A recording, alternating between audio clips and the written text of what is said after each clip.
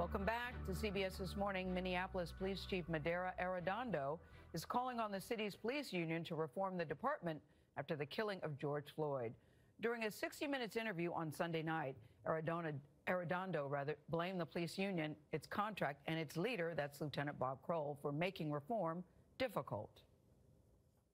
He and others are going to have to come to a reckoning that either they are going to be on the right side of history or they're going to be on the wrong side of history, or they will be left behind. In an interview you'll see first on CBS This Morning, we spoke with Lieutenant Kroll and 3 fellow union leaders yesterday. That was Rich Walker Sr., SHERRAL, SCHMIDT, and Anna Hedberg. Can I get your response to what the chief said Sunday night? We believe that our membership that we are elected to represent has been unfairly scapegoated by political leaders in our city and our state.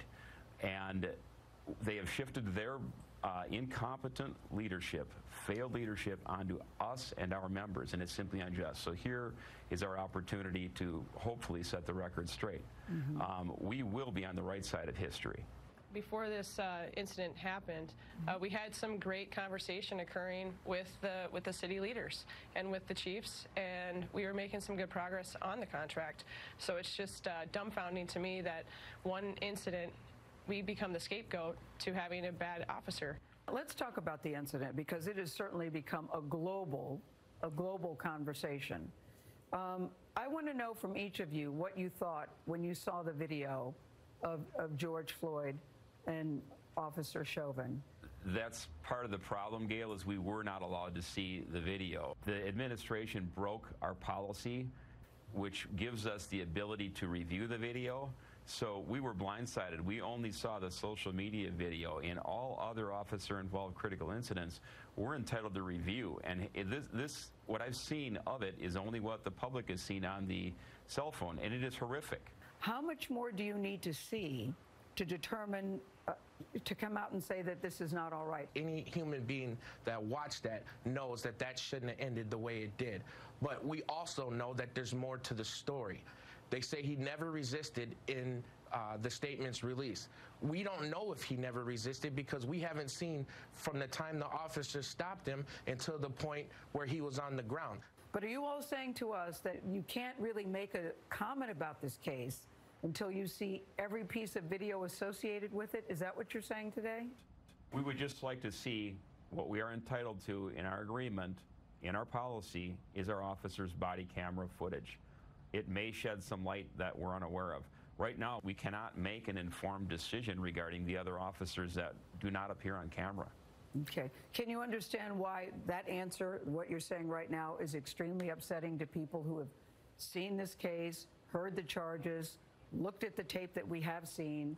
Can you understand from the public point of view why it's upsetting? Certainly. Because it feels like, guys, it feels like this. It feels like the blue wall of silence again, that we're not going to say anything negative about a fellow officer, even though what you're looking and seeing with your own eyes seems especially heinous and especially egregious. Certainly, we would love to have seen more. We saw the initial statement from the administration, which was wrong. And this has been a failed exercise in leadership here. And we wish we could have an early opinion in this, but it's up to the administration to stick with policy and give us what we're entitled to under policy. It does look and sound horrible. I completely agree with you, Gayle. How do you think the situation should have been handled with George Floyd that night? I'm not one that likes to Monday morning quarterback things. If I was there, I probably would put him on his side in a recovery position. Once he went unconscious.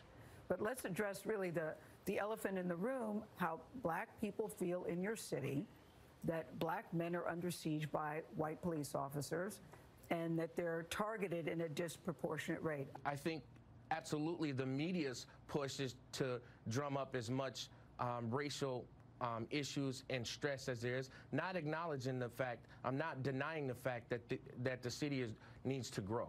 Is it a media problem? I believe. Rich, is this a media problem, you're saying? The media created this? What I'm saying, Gayle, what I'm saying is the narrative that is being pushed in the media is that white police officers are out on these streets just to kill black men, and that is absolutely farthest from the truth.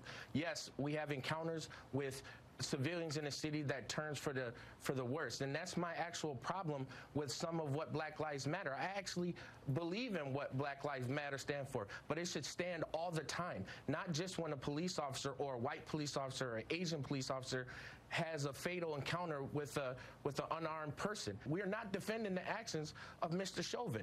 What happened to Mr. Floyd is a tragedy, but we weren't out there. And what we're saying is the narrative needs to stop. It needs to stop. Police officers are not out here just randomly hunting black people to kill them. That's just terrible.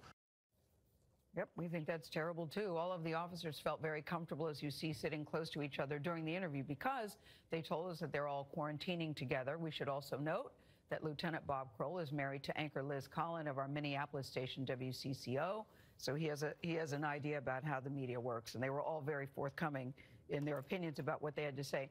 Right now, the negotiations between the police chief and the union are not happening because the police chief has broken off negotiations with the union, which is interesting when Lieutenant Bob Kroll said to us yesterday that he and the chief are actually good friends, that they have a good working relationship, and he's hoping, because you can't go anywhere without the negotiation. I was surprised to hear that. It's the best relationship he's ever had with a police chief. Yeah. I was surprised to hear that, so we'll see. Hopefully, the two sides have got to figure out a way to get back to the table. Yeah.